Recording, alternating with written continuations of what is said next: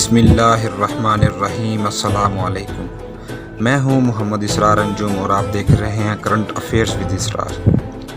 الحمدللہ پاکستان کی security forces نے انٹرنیشنل سازش کو ناکام بناتے ہوئے پاکستان کو بدنامی اور بڑے نقصان سے بچا لیا۔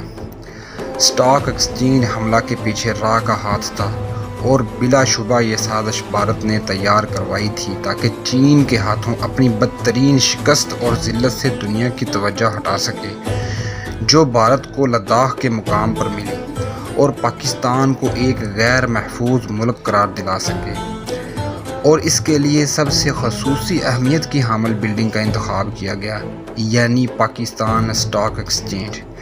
اس سے انڈیا کئی طرح کے فوائد حاصل کرنا چاہتا تھا۔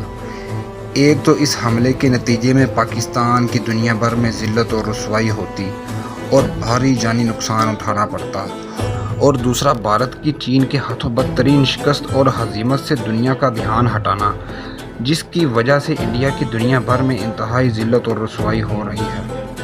چین کے ساتھ لداخ کے مقام پر سرحدی جھڑپ میں انڈیا کے 20 فوجی اور افسران ہلاک اور کئی اہلکاروں کو اغوا کر لیا گیا تھا، اور پھر کئی روز کی منت و سماجت اور چین کی تمام شرائط ماننے پر تمام مغوی فوجیوں کو رہا کیا گیا تھا۔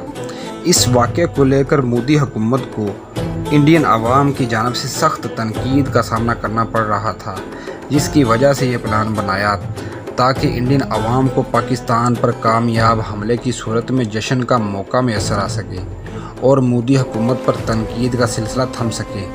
اور تیسرا سب سے اہم اور ضروری پوائنٹ کہ پاکستان سٹاک ایکسچینج پر حملے کے نتیجے میں غیر ملکی سرمایہ کاروں کو پاکستان میں سرمایہ کاری سے روکا جا سکے، اور یہ باور کرایا جائے کہ پاکستان سرمایہ کاری کے لحاظ سے غیر محفوظ ملک ہے۔ اس کا اندازہ آپ اس بات سے لگا سکتے ہیں کہ جب 2009 میں سری لنکن ٹیم پر حملہ ہوا تو اس کے بعد غیر ملکی ٹیمز نے پاکستان کے دورے ملتوی کر دیے، اور ایک عرصے تک اپنی انتہائی کوششوں کے باوجود غیر ملکی ٹیمز پاکستان آنے کو تیار نہ تھیں۔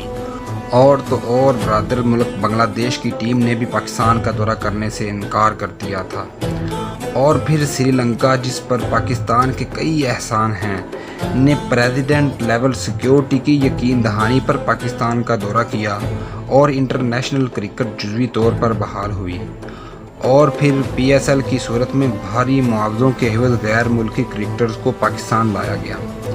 تو اللہ کے حکم سے پاکستانی سیکیورٹی فورسز نے اس حملے کو ناکام بناتے ہوئے تمام 4 کے 4 دہشت گردوں کو واصل جہنم کر دیا۔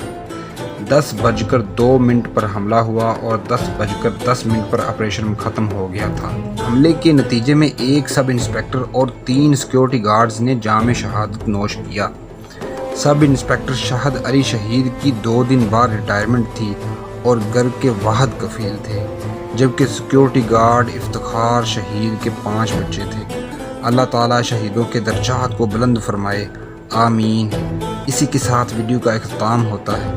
چینل کو سبسکرائب کریں، کمنٹ سیکشن میں اپنی رائے کا اظہار کریں، اور ویڈیو کو لائک اور دوستوں کے ساتھ شیئر کریں۔ اپنا اور اپنے عزیز و اقارب کا خیال رکھیے گا۔ اللہ حافظ۔